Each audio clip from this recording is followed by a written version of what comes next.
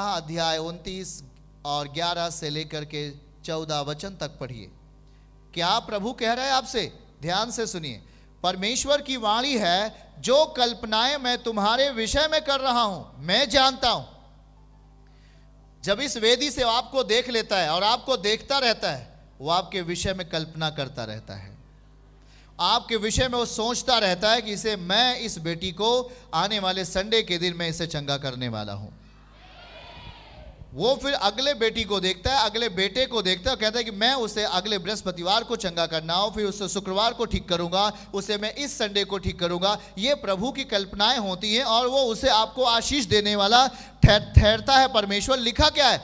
यहोवा की वाणी है, जो कल्पनाएं मैं तुम्हारे विषय में करता हूं उन्हें मैं जानता हूं, वे हानि की नहीं वरन कुशल की हैं, और अंत में तुम्हारी आशा पूरी होगी। अंत में हमारी आशा पूरी होगी। आमीन।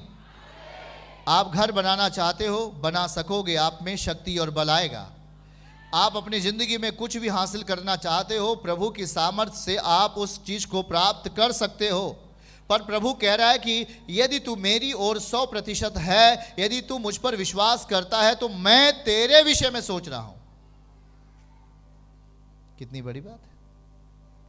हम अपने सोच करके दिमाग खराब करें, ऐसा नहीं। प्रभु कह रहा है कि मैं तेरे विषय में कल्पना कर रहा हूं, मैं तेरे विषय में सोच रहा हूं, और जो मैं तेरे विषय में सोच रहा हूं वो हानि के लिए नहीं, लाभ के लिए सोच रहा हूं। उसके नीचे दिखाइए और 12 पद में क्या लिखा है? तब उस समय तुम मुझको पुकारोगे। प्रभु हमारे विषय में सही सोच रहा है, इसलिए आपको सही चीजें सही रीति से प्रभु को पुकारना है। और प्रभु कह रहा है कि जब तुम मुझको पुकारोगे और आकर मुझसे प्रार्थना करोगे, आप आए हो और आप आकर आप उससे प्रार्थना कर रहे हो, तो प्रभु कह रहा है कि मैं तुम्हारी प्रार्थना सुनूंगा। वचन आपके जीवन में पूरा हो, आमीन के साथ। वचन 13 में लिखा हुआ है, फिर प्रभु कहता है कि तुम मुझे ढूंढोगे और पा जाओगे। आमीन। क्योंकि तुम अपने संपूर्ण मन से मेरे पास आओगे। मेन टॉपिक यही है, संपूर्ण मन से मेरे पास आओगे। Hallelujah, hallelujah, hallelujah, hallelujah, hallelujah. तुम मेरे पास कैसे आओगे? संपूर्ण मन से आओगे, और तुम मुझे ढूंढोगे भी और मुझे पा भी जाओगे। कितनी बड़ी बात है। कैसे आना है प्रभु के पास? अधूरे मन से आना है, पूरे मन से आओगे, आप उसे पा जाओगे। और वो कह रहा है कि तू मुझे पुकारोगे, मैं तेरी सुन लूंगा, और मैं तेरे विषय में कल्पना करता हूं।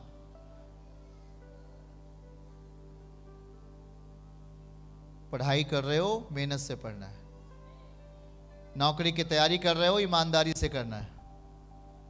प्रभु आपके विषय में सोच रहा है।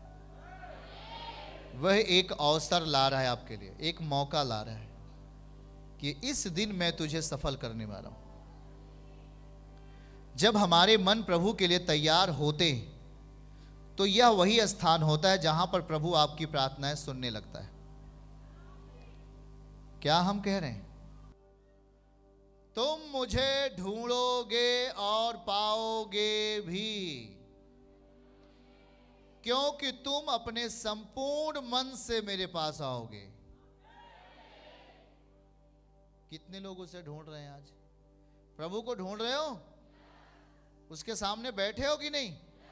यही तो लिखा है 12 पद में। दिखाइए उस 12 पद को, पीछे जाइए एक, और 12 पद में क्या लिखा है? लिखा है तब उस समय तुम मुझको पुकारोगे और आकर। क्या लिखा है प्रिय संतानों? क्या लिखा है? आकर। लिखा है आकर मुझसे प्रार्थना करोगे और मैं तुम्हारी सुनूंगा। वो बहरा नहीं है। स्वर्ग उसका सिंहासन, पृथ्वी उसकी पांव तले की। आज यही वचन है आपके लिए कि प्रभु आपके परिश्रम का फल देने वाला है, आपके मेहनत का फल देने वाला है। आमीन बोलिए।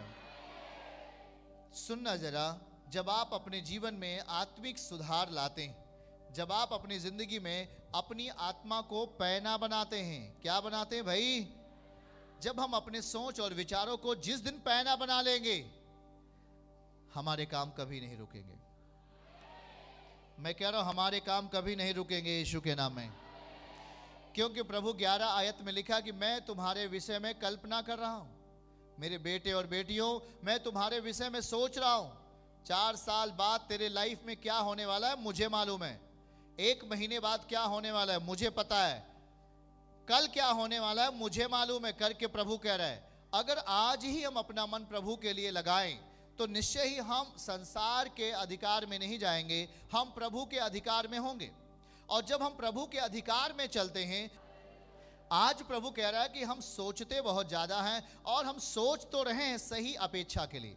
सोच रहे हैं कि मेरे पास एक घर हो जाए, सोच रहे कि मेरे पास मेरी बेटी का एक अच्छा रिश्ता आ जाए, मेरा बिजनेस सही हो जाए, मेरे काम धंधे सही हो जाए, ये हम सोच रहे हैं। पर क्या हमने अपनी सोच के अंदर प्रभु को जगह दिया? क्या? ये सवाल आपसे। हम अपने अंदर क्या उसको सोच में जगह दिया? क्या हमने कभी यह सोचा कि चल के चर्च के सामने बैठते प्रभु के सामने बैठते? क्या हमने इस बात में निर्णय लिया कि चलो आज हम वचन को पढ़ते हैं, चलो आज हम चर्च चलते हैं, चलो हम प्रभु के लिए आज उपवास रहेंगे, प्रभु के साथ दिन भर बिताएंगे प्रभु के साथ? कभी हमने ऐसा कल्पना किया? क्या हमारी कल्पनाएं तो बहुत सारी हैं, पर प्रभु कहता है कि भैया मैं तेरी कल्पनाओं को पूरा तो करूंगा, पर वो कह रहा है कि मैं तेरे विषय में सोच रहा हूं। जब हम अपनी कल्पनाओं को प्रभु के लिए, महिमा के लिए दे देते हैं, हमारी सोच है कि हमें चर्च के लिए जाना है, प्रभु के सामने बैठना है, प्रभु को महिमा देना है। हमने क्या ऐसा सोचा? क्या हम ऐसा अगर सोच रहे तो लिखा है कि मैं तेरे विषय में कल्पना कर रहा हूं। चिंता मत कर, मैं तेरे हाथों के कामों पर आशीष देने वाला हूं, मैं तेरे जानवरों पर आशीष देने वाला हूं, मैं तेरे खेत खलिहानों पर आशीष देने वाला हूं। पहले तू मेरे बारे में सही तो सोच। है पिता के बारे में सही नहीं सोचता, कहां से देगा सर्वशक्तिमान आपको आशीष? हां, दे सकता है कभी? हमें अपनी सोच को सही करना चाहिए, यह हमारे अंदर एक भावना होनी चाहिए।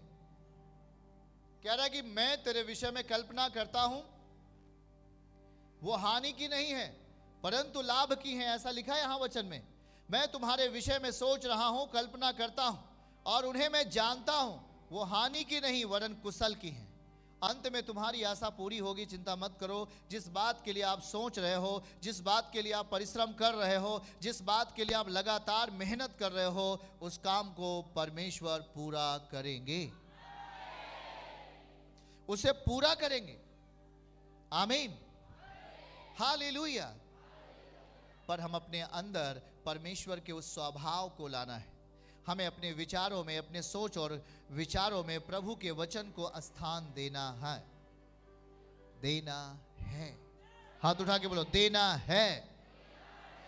दिखाइए 14 आयत इसी में का, और फिर वो आखिर में क्या कहता है? मैं तुम्हें मिलूंगा। क्या लिखा है? मैं तुम्हें मिलूंगा जब तुम संपूर्ण रीति से मेरे पास आओगे। मैं तुम्हें मिलूंगा और तुम्हें बंधुआई से लौटा ले आऊंगा। मैं तुझे बीमारियों से वापस कर लूंगा, मैं तुझे समस्याओं से वापस कर लूंगा, मैं तुझे कर्ज से वापस कर लूंगा, मैं तुझे मुकदमे से बाहर कर लूंगा, मैं तुझे तमाम समस्याओं से बाहर कर लूंगा। ऐसा यीशु पिता समझा रहे हैं, और वो कह रहे हैं कि मैं तुम्हें मिलूंगा। प्रभु हमें मिलेगा रास्ते पर चलते हुए, प्रभु हमें मिलेगा घर में प्रार्थना करते समय, प्रभु हमें मिलेगा हम अपने कामों को करते समय, प्रभु हमसे बात करेगा, आपसे बात करेगा। और वह कह रहा है कि मैं तेरे बेटे बेटियों को बंधुआई से, बीमारी से, समस्या से, कर्ज से वापस कर लूंगा। ऊंचा और आमीन आशीष। वो आपको बंधुआई से वापस करने की बात कर रहा है कि नहीं? कह रहा है कि मैं तुम्हें मिलूंगा। वो भी यहां पर है, वो हमारे बीच में है, वो हमसे मिलना चाहता है। क्या आप अपने मनों को तैयार कर रहे हैं? क्या उसके पास संपूर्ण मन से बैठे हैं? क्या वो हमसे मिलना चाहता है, वो हमसे बात करना चाहता है। आमीन, हालेलुया, हालेलुया। किस दशा में वो हमसे बात कर सकेगा? क्या हमारे मन यदि कठोर है, क्या वो हमसे बात कर सकेगा? हमारे मन यदि संदेह में है, क्या वो हमसे बात कर सकेगा? प्रभु के प्रति आपका मन कठोर है, सीधा नहीं है, क्या वो आपसे बात कर सकेगा? कदापि बात नहीं करेगा। हमारे मन सीधे नहीं हैं, हमारे मन टेढ़े हैं, इसलिए परमेश्वर आपसे दूर है। आपके मन, आपके विचार खुदावन के प्रति पवित्र नहीं है, इसलिए वो आपसे दूर है। समझ रहे हैं क्या? संसार शारीरिक अभिलाषाओं की ओर आपको लेके जाता है। शरीर शारीरिक अभिलाषा करता है, पर हमारा आत्मा उसकी अभिलाषा करता है जो जहां से वो आया है। अगर हम शरीर की अभिलाषा करते हैं हम खत्म होते हैं, पर अगर हमारी आत्मा खुदा की अभिलाषा करते हैं तो हम सदैव जिंदा रहते हैं। हमारा शरीर और हमारी आत्मा दोनों एक दूसरे के क्या हैं? विरोध में हैं। सुन रहे क्या है आप? हम अपने आप को किस तरीके से प्रभु के सामने प्रकट कर रहे हैं, हम अपने आप को किस तरीके से प्रभु के सामने लेके जा रहे हैं, हमें इस बात को ध्यान से देखने की जरूरत है। प्रभु कह रहा है कि मैं तेरे विषय में कल्पना करता हूं, मैं तेरे विषय में सोचता हूं। वो सोच रहा है। यहोवा की वाणी है जो कल्पनाएं मैं तुम्हारे विषय में करता हूं, मैं जान रहा हूं वो हानि की नहीं है, कुशल की है, और अंत में तुम्हारी आशा पूरी होगी। वो हमारे विषय में सोच रहा है, मैं अपने बेटे को एक अच्छा मुकाम पर लेके जाऊंगा। वो हमारे विषय में सोच रहा है कि वो आपको एक अच्छा काम देगा। वो हमारे विषय में सोच रहा है वो आपको एक अच्छा परिवार देगा। वो हमारे विषय में सोच रहा है कि वो आपके जीवन को ऊंचा उठाएगा। वो हमारे विषय में सोच रहा है कि वो आपको एक अच्छा सा एक व्यवसाय देगा, एक अच्छा सा काम देगा, आपके परिवार में आनंद देगा। वो सोच रहा है बेहतर। किसके बारे में? आपके बारे में। हाथ उठा के बोलिए, हमारे बारे में। हाँ, आपके बारे में वो बेहतर सोच रहा है कि नहीं? वो कह रहा है कि जो मैं सोच रहा हूं वो हानि के लिए नहीं है, वो कुशल के लिए, शांति के लिए, जीवन के लिए। वो आपके विषय में सोच रहा है। जब आप घर से बाहर निकलते हो वो आपके विषय में सोच रहा है। शैतान आगे खड़ा है, आपको एक्सीडेंट देना चाहता है, आपको गिराना चाहता है। प्रभु को नाम लेकर प्रार्थना कर कर आप घर से निकले, प्रभु आपके विषय में सोच रहा है। कभी शैतान का बल वहां नहीं काम करेगा। आप उस एक्सीडेंट से, आप उस बीमारी से, आप उस समस्या से बचेंगे, क्योंकि प्रभु आपके विषय में क्या कर रहा है? सोच रहा है। वो कह रहा है कि मैं सोच सोच कर तुझे रोपूंगा और तुझे बढ़ा दूंगा। वो बढ़ाएगा हमारे अंदर अपने आप को, वो बढ़ाएगा आपको शक्ति में, वो बढ़ाएगा आपके कामों को, वो बढ़ाएगा आपके बहुत सारी आशीषों को जो आपके जीवन में है, उसे कम नहीं रहने देगा, उसे बढ़ाएगा। आमीन, हालेलुया। समझ रहे क्या है आप? हालेलुया। वो हमें नहीं चाहता कि हम नीचे स्तर पर रहें, हम कमजोर रहें, हम टूटें, पर वो हमारी परिस्थितियों कुछ अलग करना चाहता है। वो हमारे जीवन के लिए एक अलौकिक रास्ता देना चाहता है, ताकि हम हर एक आंसुओं भरे जीवन से बाहर आकर के एक नई जिंदगी को जीने पाएं। आमीन। हम यिर्मयाह 31 अध्याय का 16 और 17 वचन ध्यान से पढ़ेंगे। यिर्मयाह 31 वचन 16 और 17 हमारे साथ देखिए प्रभु क्या कहता है।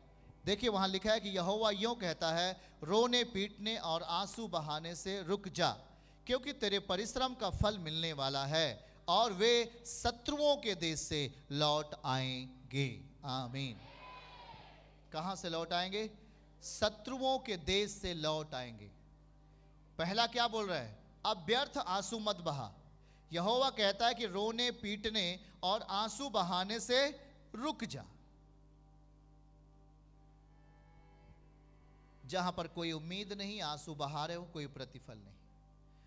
जहां पर परमेश्वर का कोई बल ही नहीं है, आंसू बहा रहे हो, कोई मतलब नहीं।